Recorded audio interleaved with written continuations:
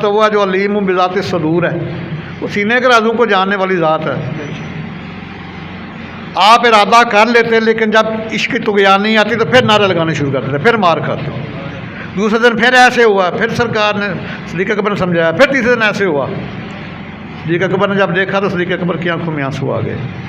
سرکار کی بارگاہ میں آئے، عرض کیا حضور ایک کافر الو آپ کے غلام کو بے تحاشا مارتا ہے تو مجھ سے دیکھا نہیں جاتا۔ فرمایا بلا صدیق اکبر تمہاری کیا رائے؟ عرض کی تھی حضور میں خریدنا چاہتا ہوں، میں پہ مجھے بھی بلال کے خریداروں میں شامل کر لینا اپنے ساتھ۔ کیا مقام ہے بلال تیرا؟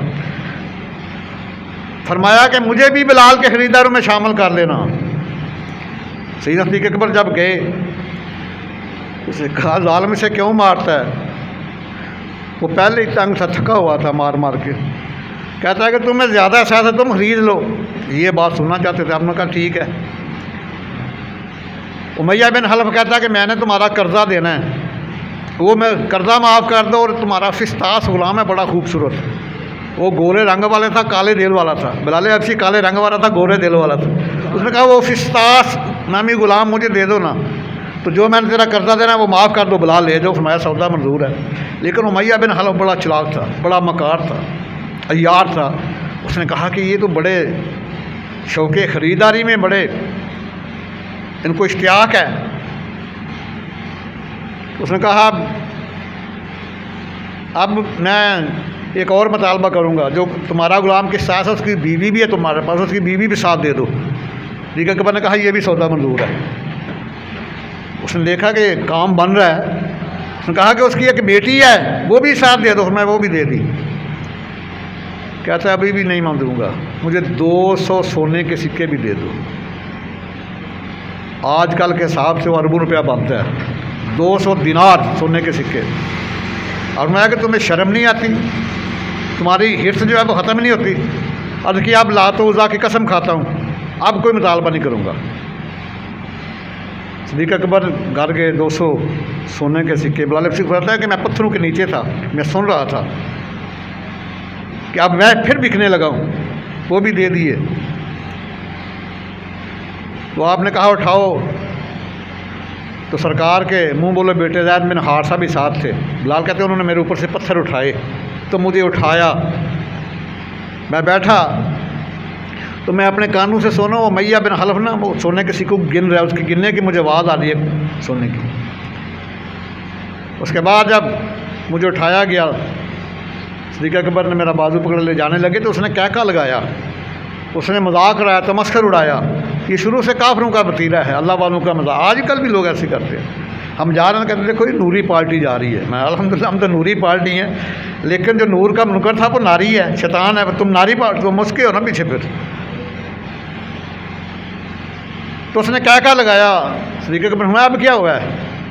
کہتا ہے کہ آپ تو مکے کے سب سے زیادہ ذہین اور فتین تاجر تھے، کبھی آپ نے پڑھے لکھے تھے، آپ کبھی کسی سودے میں خسارہ نہیں آپ نے کھایا، گھاٹا نہیں کھایا، لیکن آج گھاٹا کھا گئے ہو۔ فرمایا ظالم تمہیں پتہ ہی نہیں بلال کی قیمت کیا ہے۔ میں ارادہ کر کے آیا تھا اگر تو یمن کی سلطنت کے برابر مانگتا تو میں کر دیتا کہ تیرے گھر کو بھر دیتا، بلال کو لے جانا۔ تمہیں پتہ ہی نہیں، تم نے بلال کے ظاہر کو دیکھا، باطن کو دیکھا ہی نہیں، کیونکہ قدر پھلاں دا او گرج کی جانے او مردے کھاون والی،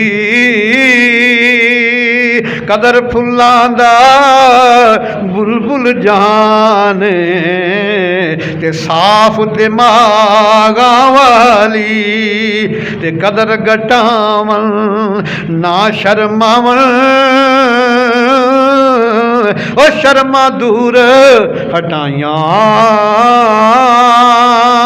معاشر دے دل بے قدرانو تے بل جاسن وڈیاں، معاشر دے دل بے قدرانو تے بل جاسن وڈیاں۔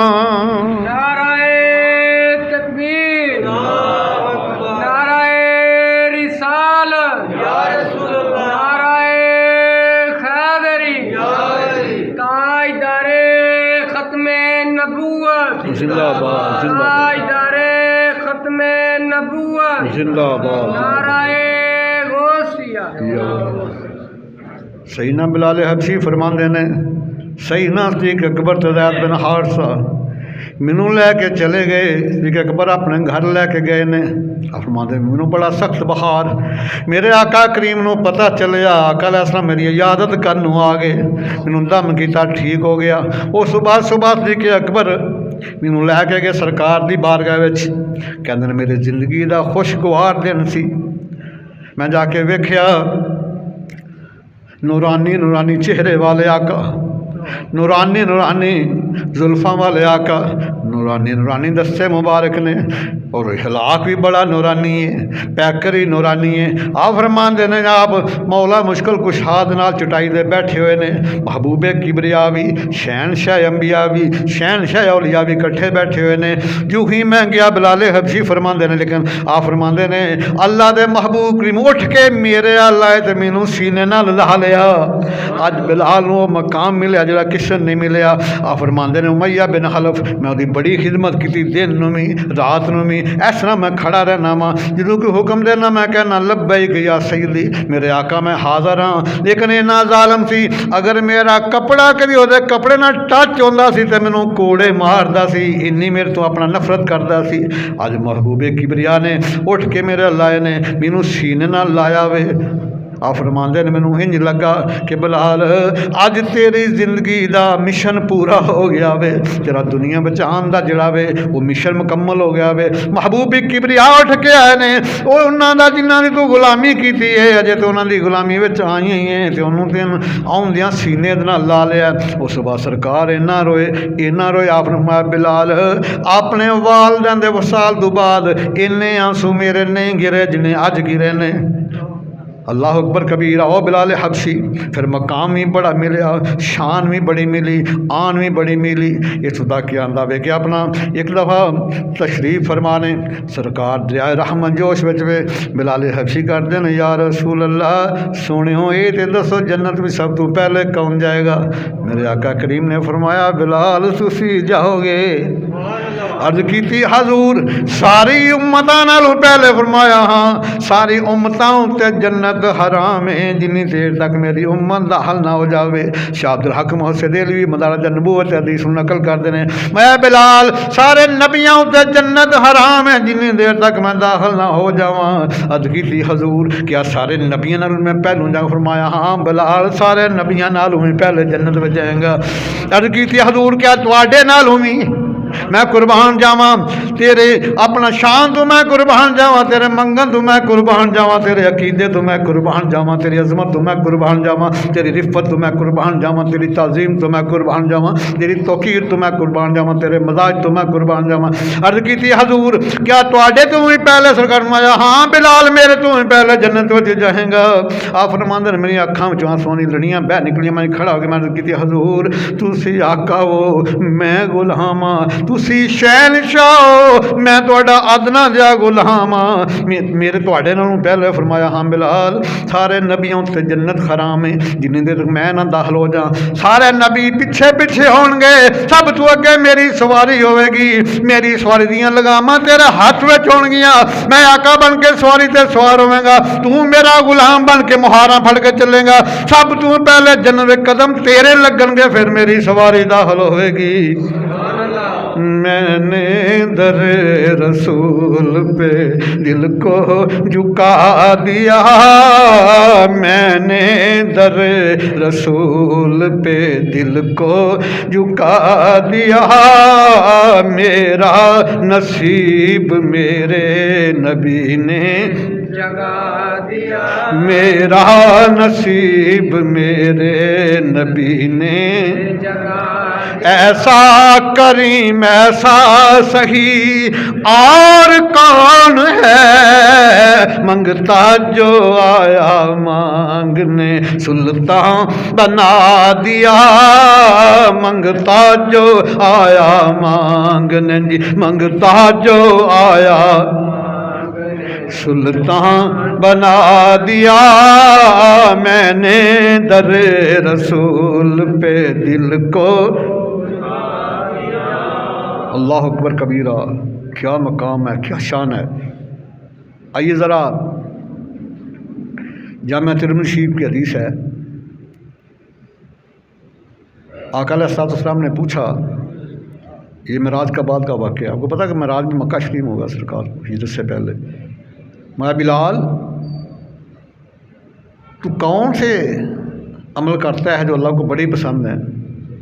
عرض کہ حضور باقی تو سارے جو آپ سے سنتا ہوں اس کو عمل کرتا ہوں، لیکن میں کوشش کرتا ہوں کہ باوضو رہوں، اور یاد رکھنا باوضو رہنا ولایت کی پہلی سیڑھی ہے، پہلی سیڑھی ولایت کی ہے باوضو رہنا۔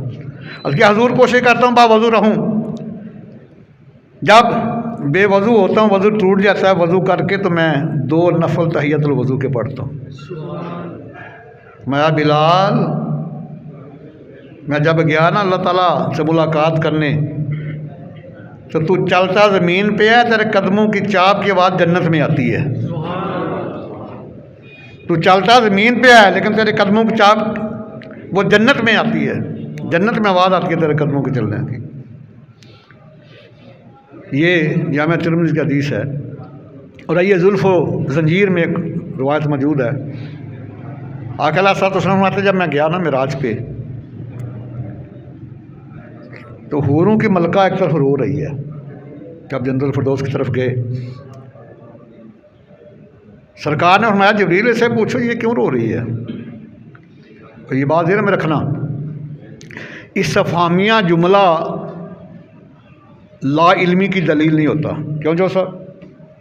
استفہامیہ جملہ لا علمی کی دلیل نہیں ہوتا۔ اگر بقول ان ظالموں کی اس بات کو مان لیا جائے کہ استفہامیہ جملہ لا علمی کی دلیل ہے تو بندہ کافر ہو جاتا ہے، اللہ تعالیٰ پر اعتراض آ جاتا ہے نا۔ اللہ تعالیٰ نے موسیٰ کلیم اللہ کو خود ہی آسا مبارک دیا اور خود پوچھنے وما تلک بیمینک یا موسیٰ، استفہامیہ جملہ ہے میں، موسیٰ what is in your right hand, موسیٰ تیرے دائیں ہاتھ میں کیا ہے؟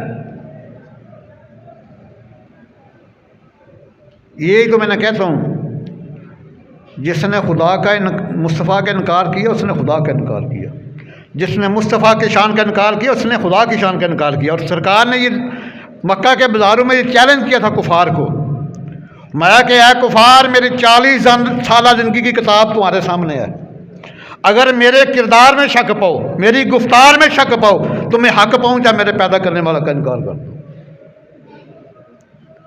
مصطفیٰ کریم کی جو توہین کرتا ہے وہ دراصل اللہ کی توہین کرتا ہے۔ تو فرمایا جبریل سے پوچھو یہ کیوں رو رہی ہے؟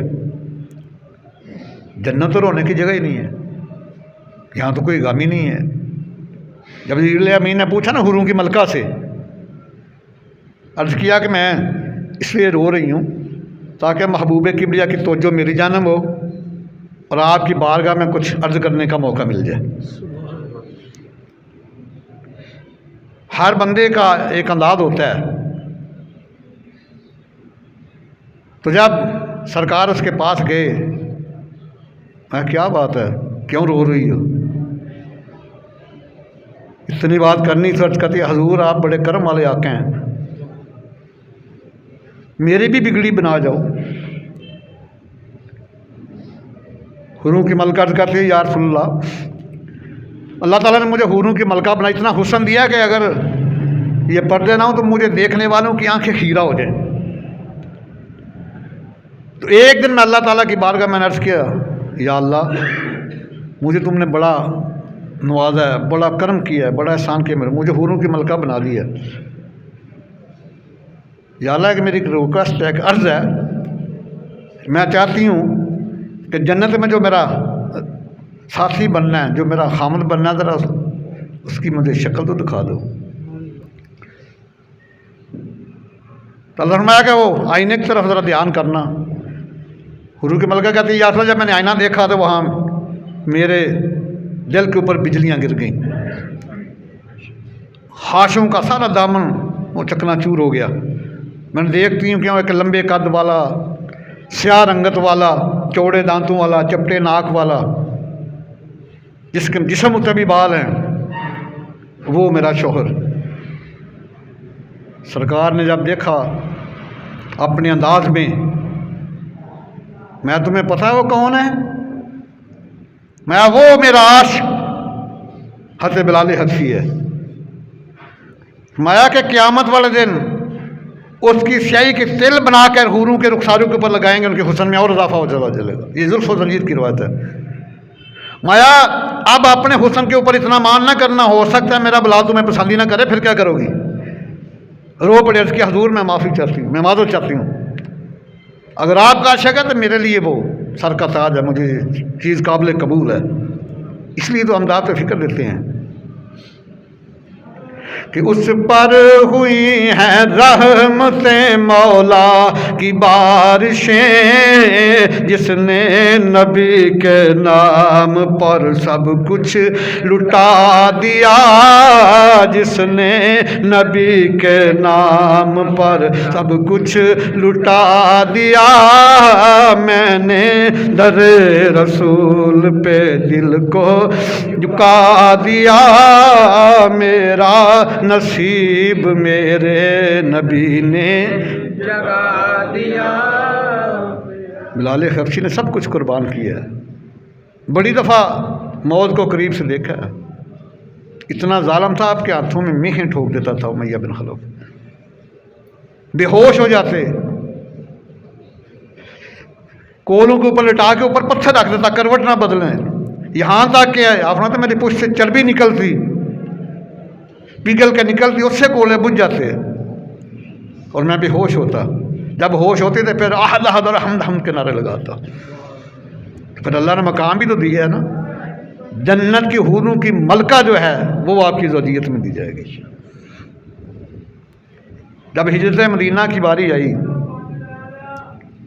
تو آقا علیہ السلام نے بلال حبشی کو بھی عمار بن یاسر سب کو اجازت دے دی، اور فرماتے ہیں میں آ گیا مدینہ المنورہ، لیکن سرکار اب بھی مکہ میں ہے، مجھ سے جدائی برداشت نہیں ہوتی، بخار ہو گیا، بڑے بیمار ہو گئے، اور ہر وقت محبوب کبریا کو یاد کرتے ہیں۔ جب آقا علیہ السلام تشریف لے کر آئے، پتہ چلا میرا بلال بیمار ہے، سرکار عیادت کو گئے۔